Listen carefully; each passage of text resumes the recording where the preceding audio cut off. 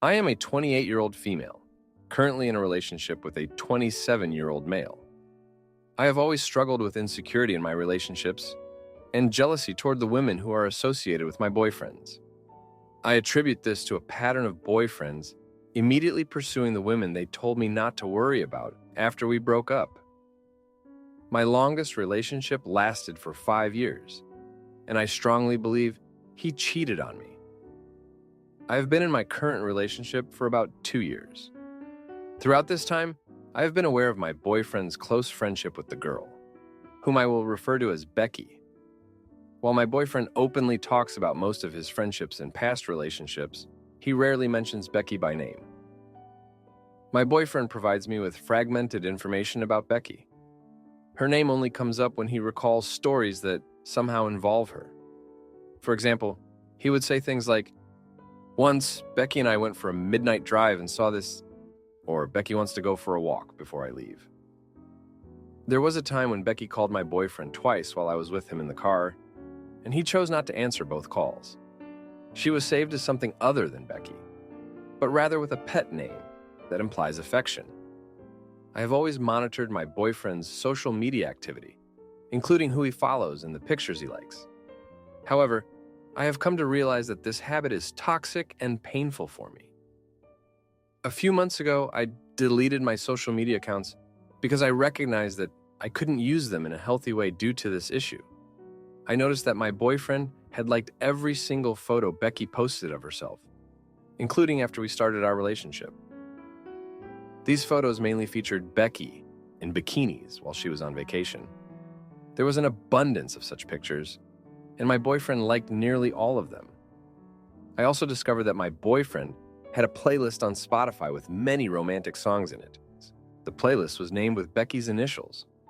When I caught a glimpse of my boyfriend's playlists while we were driving together, I noticed that he often listened to one playlist that he and Becky had created together. The playlist's name was a play on my boyfriend's name, and the cover image depicted Becky's hand holding a picture of my boyfriend. This playlist was private on both of their accounts. I quietly accepted the likelihood that my boyfriend and Becky had an intimacy relationship at some point. I estimated that it occurred shortly before my boyfriend and I started dating. Rather than dwelling on the specifics, I decided not to investigate further. I convinced myself that perhaps my boyfriend, like many men, was simply unaware that I could still see remnants of whatever they had together. I didn't know how to address what I had observed without sounding immature. It became too much for me when I stumbled upon an old Polaroid picture of Becky on my boyfriend's desk. I questioned my boyfriend about whether he and Becky were ever involved romantically, and he confirmed that they had been a thing for a short period. However, he didn't provide many additional details. I also asked my boyfriend if Becky's brother knew about their relationship, since Becky is the younger sister of my boyfriend's friend. My boyfriend shook his head and claimed that her brother would be furious if he found out. I admitted feeling insecure because of Becky's beauty, and my boyfriend quickly responded by saying that she isn't beautiful. He reassured me that Becky was one of his closest friends and there was no need to worry about her. My boyfriend mentioned that he had been sorting through old photos when he stumbled upon the photo of Becky. He claimed that it was among other random pictures and denied having any other photos in his room. That one photo of Becky was the only one left on his desk. A few months later, my boyfriend and a friend were searching for a place to live. He mentioned that Becky had a vacant room in her apartment, to which I immediately expressed my discomfort. My boyfriend understood and replied, "I thought so too." Recently, my boyfriend informed me that he is no longer in contact with Becky. Naturally, I asked what had happened. According to him, he had reached out to Becky for emotional support multiple times, but she hadn't responded. However, 2 weeks later, she would send him lengthy messages discussing her own personal traumas. He mentioned that Becky had recently called him and shared intimate details about her intimacy life with her current boyfriend, even revealing that she had cried during their intimate moments. I asked if Becky had a tendency to overshare such personal information when she and my boyfriend were sleeping together. He confirmed by saying, "Yes, when we were together, she would talk for 3 or 4 hours straight, and I hardly got a word in." I sought clarification by repeating, "Together?" as I had thought they were just friends who had engaged in casual intimacy. He responded with a simple, "Yes, together," as if it were obvious. As it turns out, Becky was his ex-girlfriend, although he couldn't remember how long they were in a relationship. He explained that he had recently asked Becky if they could spend time together because he was going through a period of depression and needed a friend. However, Becky declined, citing that it wouldn't be fair to her own boyfriend, who had been cheated on in the past. According to my boyfriend, Becky justified her decision by stating that she needed to respect her boyfriend's feelings. My boyfriend declared, "I'm done with this. I don't want to talk anymore." I noticed that he deleted his Becky playlist. He claimed that he believed Becky was attempting to distance herself from their complicated friendship, which had progressed from being in a romantic relationship and sharing an extensive playlist to Becky keeping numerous mementos of their time together. He felt that Becky was trying to push him away regardless of his efforts. So he decided to sever ties with her. He stated, "I know it's not really about her boyfriend because she had a boyfriend before him and we used to hang out then." This implies that my boyfriend regularly spent time with Becky during the first year of our relationship, although he had never mentioned it to me. Curious about the playlist, I mentioned that I had realized months ago that it was created for her. My boyfriend explained that Becky had pushed him to create it while they were together. He hastily put it together to win her favor, using many songs that she had included in her own playlist for him. He had only recently changed the cover image to a photo that Becky had taken of him, claiming that he did so while updating the images for all his playlists. Finally, I inquired about what happened between him and Becky. My boyfriend stated that he ended their relationship because he didn't want to be with her. He refused to provide further details and expressed weariness with my line of questioning. I couldn't help but wonder if he and Becky simply broke up to avoid complications with her older brother. To conclude, I don't believe that my boyfriend would physically cheat on me. He has experienced infidelity in the past and strongly opposes it. I also believe that it's possible for people to remain friends with their exes, as I've done with several of mine. However, I feel uneasy. It bothers me that my boyfriend concealed his relationship with Becky for so long and took his time revealing what they meant to each other. And I despise the fact that he kept and recently modified a romantic playlist he had made for her. I'm upset that I found a photo of her on his desk.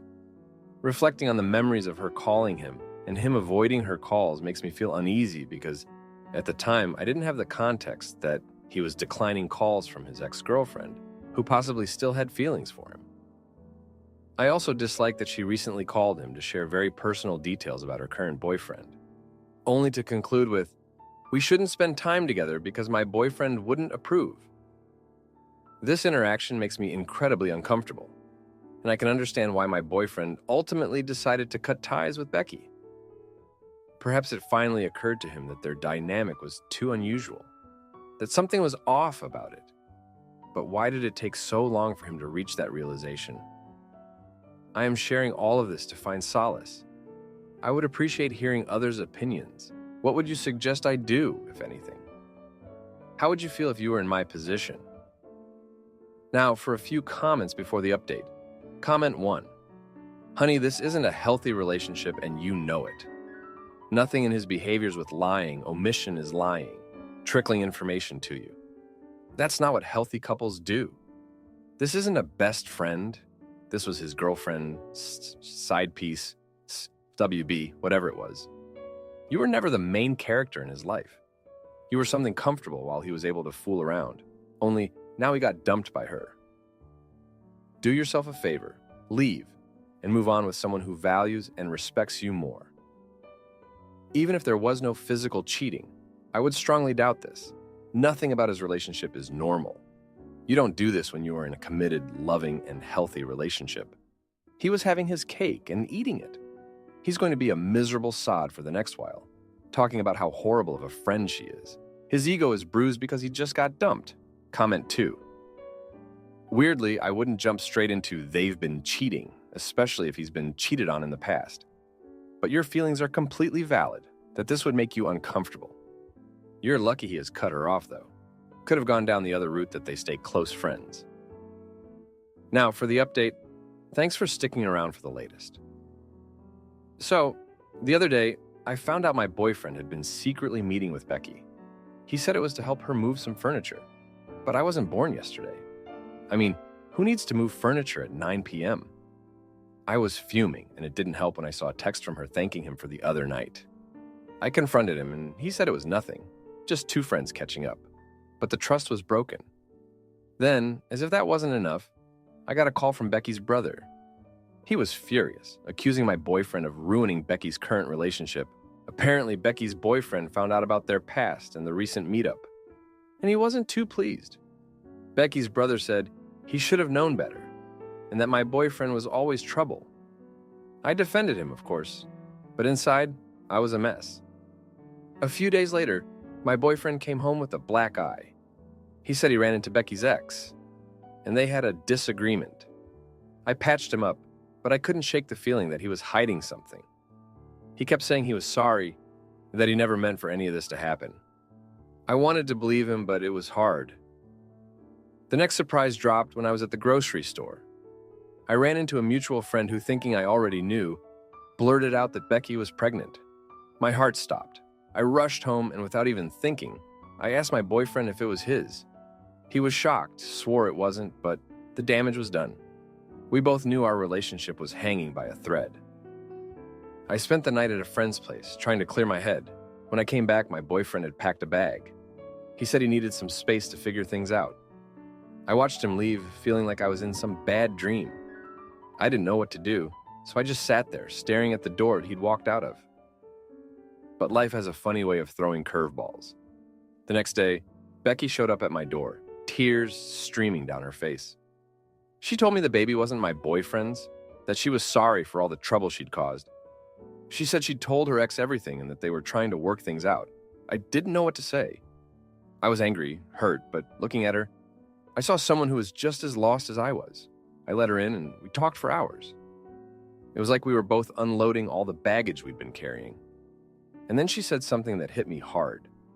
She told me my boyfriend had been there for her when no one else was, that he was a good guy who'd made some bad choices. She begged me to forgive him for both our sakes. After she left, I sat there, feeling a mix of emotions. I was still hurt, but I also felt a strange sense of relief. It was like I could finally see things clearly. My boyfriend came back later that night, and we had the longest talk we've ever had. He told me he was sorry for everything, that he never wanted to hurt me. He said he'd do whatever it took to make things right. I looked at him, really looked at him, and I knew I had a choice to make. I could hold on to my anger and let it destroy us, or I could try to forgive and move forward. It wasn't easy, but I chose to forgive him. Some might say I looked weak or desperate, but in that moment, I didn't care. I just wanted to stop the pain. We're trying to rebuild now, taking it one day at a time. It's not perfect, but it's a start. And maybe, just maybe, we'll come out of this stronger than before. Thanks for reading. Aita for snooping on my husband's laptop and finding his erotic novel. My husband had been very guarded with his laptop recently, and that made me suspicious. I didn't think he was cheating because I have access to his phone and can track it. He also goes to work and home, so I don't know where there would be time. Anyway, I know his passwords for everything. So one night after he's asleep, I get access to it, and after some snooping, I find that he has written a novel over the past 6 months. And it is an erotic one, written from the male point of view. And not only was it good, but it was hot as hell. You'd expect an erotic story written by a man from a male point of view to basically be verbalized corn, but it wasn't. It truly was as good as any erotic novel I've ever read that was written by a woman. Now, my husband doesn't verbalize his emotions, especially intimacy ones. He never dirty talks before or during intimacy. But the character he created sure as hell does. The intimacy scenes are extremely descriptive and graphic, and just really well done. I got through a few chapters and I was so turned on, I had to go upstairs and wake my husband for intimacy. I finished the book the next night and took care of business myself a few times while finishing it. I don't know how to feel about this or if I should talk to my husband about it. I invaded his privacy, so I feel bad about that, but I also wish he had told me about this. I have gone back and forth over the past couple of months on whether I should tell him what I found. But I have finally decided that I am going to talk to him about it, and it's for selfish reasons. The main character's name in the book is Easton.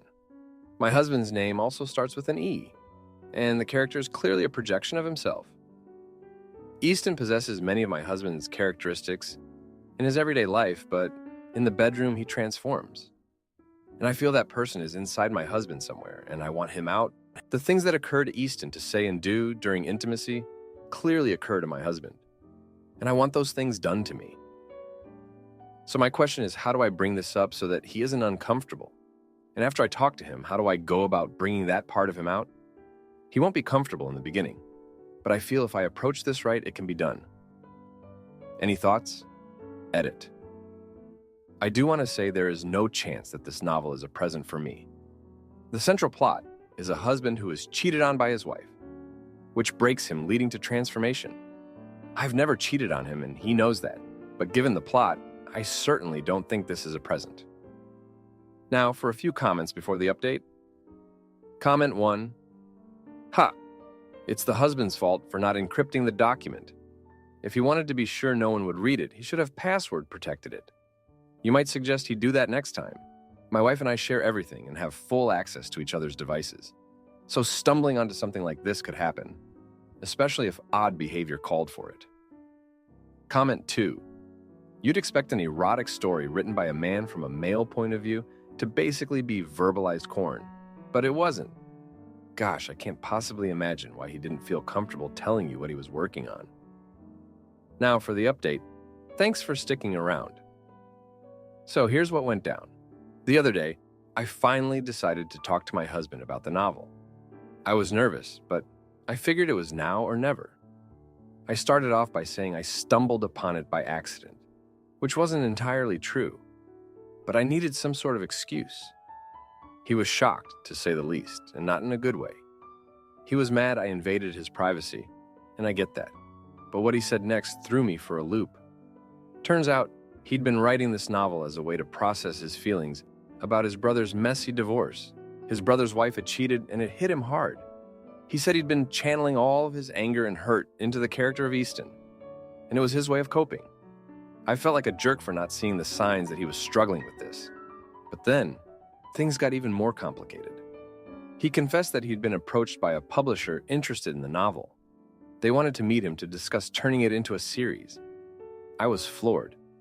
My husband, the quiet guy who never shared his feelings, was about to become a published author.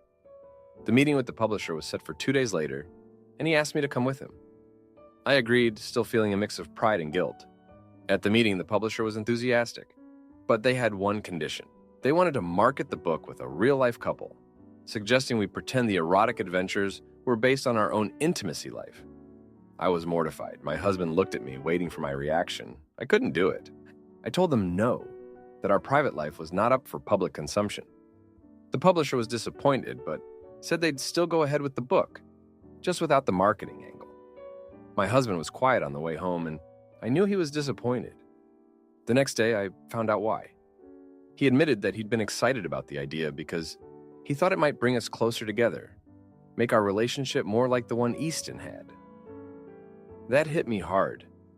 I realized he'd been trying to communicate his desires through his writing because he didn't know how to tell me directly. I felt like I'd let him down, so I made a decision. I told him that while I didn't want our life to be a marketing tool, I was open to exploring some of the fantasies he'd written about. It was a big step for both of us, but it felt right. We're taking it slow, figuring things out as we go. His book is set to be published next year, and while the whole experience has been very eventful, it's also brought us closer. We're learning to communicate in ways we never did before. Thanks for reading. Aita for giving my boyfriend one last chance after he broke things in our home. And lost his job? I think things may be coming to an end with my 28-year-old female 28, boyfriend 32. I have been trying to make this relationship work for the past 5 years, but now it's starting to take a toll on me. We have a child together, which fuels most of my motivation. But is it even worth it anymore? I just got back from vacation on Monday. I was super happy to see him and just wanted to get home. I also broke my phone, so he had a new one waiting for me when I landed. He has to go to a local bar in our neighborhood to watch the baseball game. And being in a spirit of positivity, I agreed. What I didn't know is that he had already been drinking all day. What was supposed to be a 30-minute quick trip to the bar next door turned into 3 hours of, "Can I get one more before I go?" The bartender starts shutting down, and I literally have to drag him out of the door, as he was one of the last people in there. We get home and one thing led to another. Next thing you know, I'm pouring my heart out to him about how his drinking is taking a toll on me. Mid-conversation, he goes, "Well, I guess I'm not getting any tonight." Now I'm pissed. Once he realizes how upset I am, he starts stomping around the house, throwing a hissy fit. He even tried to put his shoes on to leave out of the house. I told him to go sit down somewhere and sober up.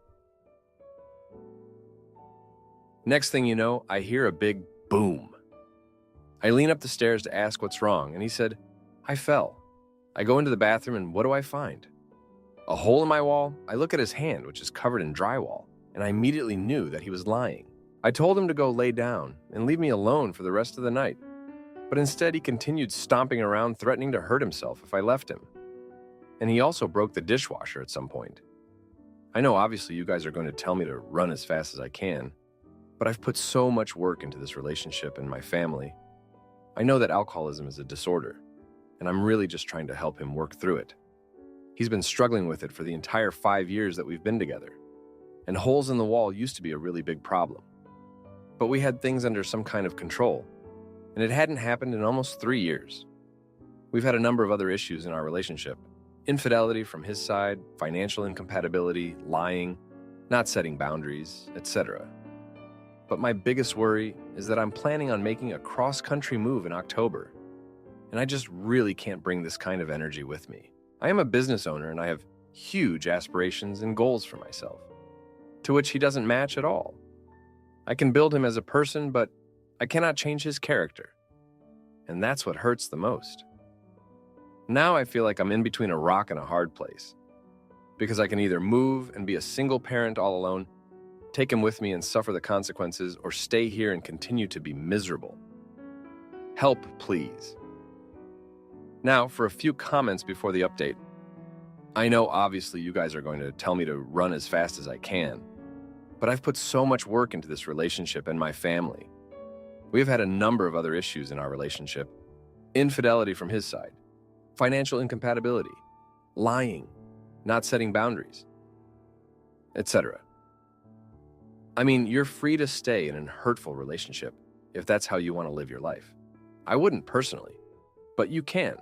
Go stand next to the hole in the wall. I bet everything I have, it's right where your face lines up. You will end up seriously hurt or dead if you stay. It's going to suck to leave. It's going to be horrible the first few months, but it's better than your child having to watch you be dead. My husband is currently in jail due to his escalating behavior. Same thing I kept telling myself. I almost died. Now for the update. Thanks for sticking around. A lot has happened since the last post. So, after the whole bar incident, things got worse. My boyfriend, he lost his job. Said it was downsizing, but I heard from a friend that he showed up drunk. That's when I started to really question everything. I mean, we've got a kid and now no income from his side. It was like a slap in the face. Then, my best friend told me she saw him with another woman. At first, I didn't believe her, but she had photos. I confronted him, and he denied it, of course. Said they were just friends, but I knew better. It was like the infidelity from before all over again. I felt so stupid for trusting him. I was ready to leave right then, but then my kid got sick, really sick. Hospital visits, the whole 9 yards. My boyfriend, he actually stepped up, took care of our child, was there for every doctor's appointment. I thought maybe this was a turning point for him. Maybe he was changing. But then, one night, he got into a fight. Not just any fight. He attacked someone. Badly. The guy ended up in the hospital and my boyfriend was arrested. I couldn't believe it. I had to bail him out, use the money I'd been saving for our move. It was like every step forward we took, he dragged us 2 steps back.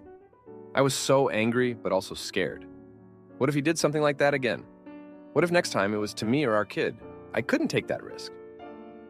I decided then that I was going to make the move without him. I started planning, looking for places, figuring out schools for our child. But then he came to me crying, saying he'd change. He'd go to rehab, get therapy, do whatever it took. And I wanted to believe him, I really did. So I made the choice to give him one last chance. We'd move together, start fresh. Maybe that's what he needed, a new environment. I know you're probably thinking I made the wrong choice, and maybe I did. But it's hard to let go of 5 years of the father of my child. I'm just hoping that this move will be the fresh start we need, that he'll finally become the man I know he can be. Thanks for reading. If you like this video, you'll probably like these too. Also, while you're here, please consider subscribing. It's your support that keeps this channel alive and allows me to make better and longer videos. Have a great day.